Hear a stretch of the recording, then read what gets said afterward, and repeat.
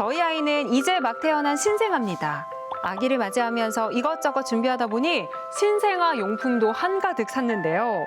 그중에서도 속삭이를 꼭 써야 하는지 고민이 됩니다. 요즘도 속삭이를 사용하는 게 맞는지 아니면 옛날 방식인지 잘 모르겠어요. 속삭이 필수일까요? 라는 질문을 주셨어요. 속삭이를 사용하면 편합니다. 속삭이 싸게 되면 엄마 뱃속에 있는 것처럼 아이가 편안함을 느끼고요. 잠도 좀 쉽게 자고 힘든 아이들이 쉽게 위안을 느끼기 때문에 달래기도 편합니다. 근데 속삭이는 필수는 아니에요. 아이들은 어차피 엄마 뱃속에서 계속 살 게 아니지 않습니까? 네. 나왔으니까 이제 세상에 적응을 해야 됩니다. 필수가 아니기 때문에 할 수 있는 만큼 하되 적당히만 사용하면 좋습니다. 근데 속삭이 살 때 좀 주의할 게 있는데 네네. 속삭이는 너무 세게 싸면 안 돼요. 그래요? 저는 예, 이렇게 가볍게. 편안하게 느끼라고 꽁꽁 아주 싸맸는데. 뭐 너무 두꺼운 걸로 싸면 안 되고요. 이 가슴 위쪽을 너무 이렇게 얼굴 쪽은 가리면 안 되고 그게 너무 속하게 세게 싸면 숨을 잘 못 쉽니다. 네. 그래서 그런 점은 좀 주의해야 되고요. 그 중에서 특히 주의할 것은 이 다리를 싸지 않는다는 게 중요해요. 다리를 싸게 되면 아이들이 다리에서 이렇게 싸면서 고관절 탈구란 게 생길 수 있습니다. 네. 그리고 또 중요한 것은 아이가 뒤집는 시기가 되면 속삭이를 싸면 안 돼요. 그리고 애가 뒤집을 시기, 끄떡끄떡거리는 시기가 되면 속삭이를 싸서 재우는 건 절대 하면 안 돼요. 네. 그게 보통 한 2개월 정도 됩니다. 그래서 만 2개월쯤 되면 속삭이를 싸지 않는다. 이렇게 알고 계시면 됩니다. 속삭이하고 비슷한 것이 또 손싸개도 있죠. 네. 손싸개 같은 것도 아이들한테는 가능하면 쓰지 않는 게 좋아요. 왜냐하면 이 손이란 게 세상을 느끼는 거고요. 애들은 손을 빨면서 손과 입의 협응을 배우게 됩니다. 이거 사실 육아템이라 그러죠. 네. 이런 것들이 필수는 아니에요. 그게 너무 의존하지 말고 반드시 필수가 아니기 때문에 부모가 좀 느긋하게 생각하시는 것이 더 나을 거라고 저는 생각합니다. 네. 네. 이게 속삭이를 사용할 때 주의할 점들도 함께 말씀을 해주셨는데 이제 엄마가 편하게 육아를 하기 위해서 또 아이가 좀 더 편안함을 느끼기 위해서 사용하는 것은 괜찮지만 주의할 점 꼭 기억하셔서 잘 시기에 맞춰 사용하시는 게 좋을 것 같습니다. 자, 두 번째도 질문이 있습니다. 읽어볼게요. 6개월 시기 예방접종을 정말 많이 하는데요. 신생아라 접종 후 열이 오를까 봐 샤워도 조심스러워요. 예방접종 후에는 목욕은 하지 말라는 말도 있고 병원에서는 당일 목욕해도 된다고 하는데요. 무엇이 맞는 걸까요? 이런 질문을 주셨습니다. 예전에는 소아과에서도 접종 후에 목욕하지 말라고들 했습니다. 그래서 많은 부모들이 옛날에 애 키우신 분들은 소아과에서 목욕하지 말라 그랬는데라고 네. 말을 하고 그렇게 알고 계십니다. 근데 사실 저는 그게 좋았어요. 예. 왜냐하면 하루 목욕은 건너뛰어도 되니까. 그렇죠. 오늘 접종했네? 목욕 안 해도 되네? 그렇죠. 좀 쉴까? 예.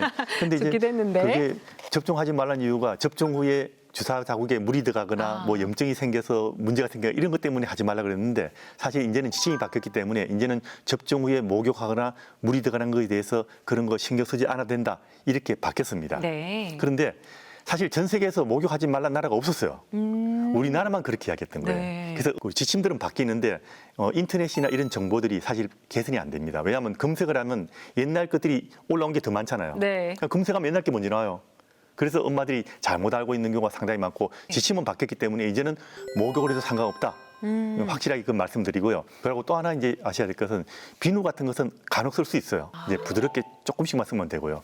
뭐 로션 같은 것도 굳이 꼭 안 발라도 관계 없습니다. 물론 비누는 특히 지저분한 부위는 쓰는 게 좋지만 지저분하지 않는 부위에는 꼭 뭐 열심히 하지 말고 가볍게만 쓰는 게 좋고요.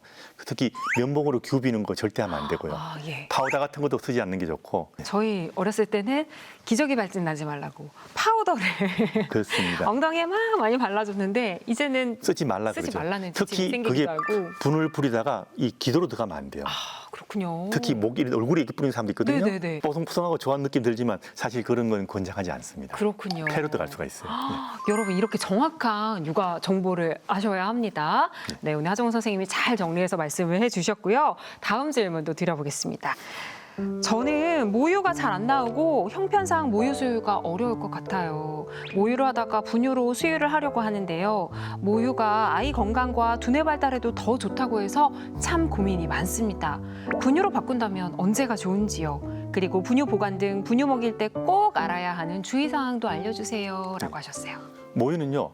적어도 2돌까지는 먹이는 게 기본이고 엄마 아기가 원하면 2돌이 지나서도 얼마든지 더 먹여도 상관이 없습니다. 네. 그렇기 때문에 네. 만일 엄마가 완전히 모유를 먹이기에 힘든 상황이 올 수 있죠. 직장에 나가거나 그쵸. 이런 경우에 이제 모유만 먹이기 힘들 때는 사실 분유로 바꾸는 게 우선이 아니고요. 먹일 수 있는 만큼 혼합 수유를 하는 게 기본이죠. 아, 낮에는 물론 짜서 먹이면 좋지만 그게 안 되면 낮에는 분유를 먹이고 이런 식으로 혼합 수유를 하는 것이 우리가 우선적으로 권장하고 네. 만약 그럴 상황도 안 된다.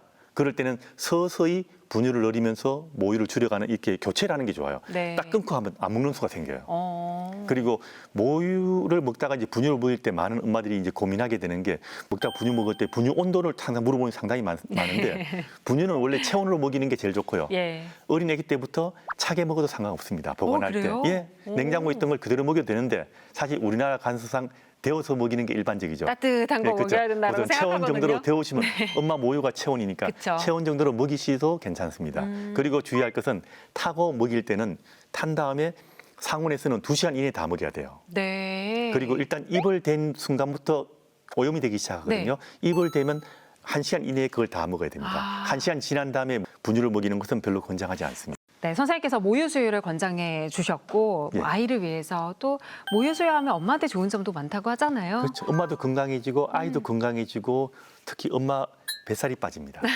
이게 어찌 보면 제일 중요한 건데 네. 엄마들이 자꾸 모유 먹이면 살찐다 이야기하거든요. 네, 그거는- 잘 먹어야 되니까. 그렇죠. 근데 그렇게 잘 먹을 필요가 없어요. 어. 모유를 먹는 엄마들은 그런 거 꼭 할 필요 없고 음식 특별히 제한할 필요도 없어요. 김치도 먹지 말라고 매운 그러고 것도 못 먹는 줄 그렇죠. 알았어요. 그런 걸 수많은 제한하잖아요. 예. 사실 그런 거 없어요. 다른 나라 사람들은 출산 후에 이제 산후조리할 때 원래 먹던 음식을 다 먹어요. 네. 특히 모유 먹는 엄마들이 특별히 제한할 건 없습니다.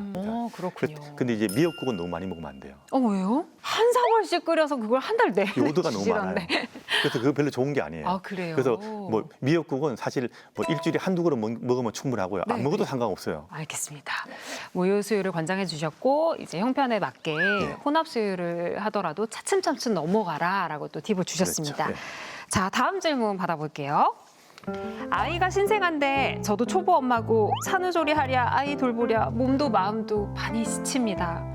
산후조리를 하는 엄마들에게 중요한 게 있다면 알려주세요. 저도 이 시기가 생각나요.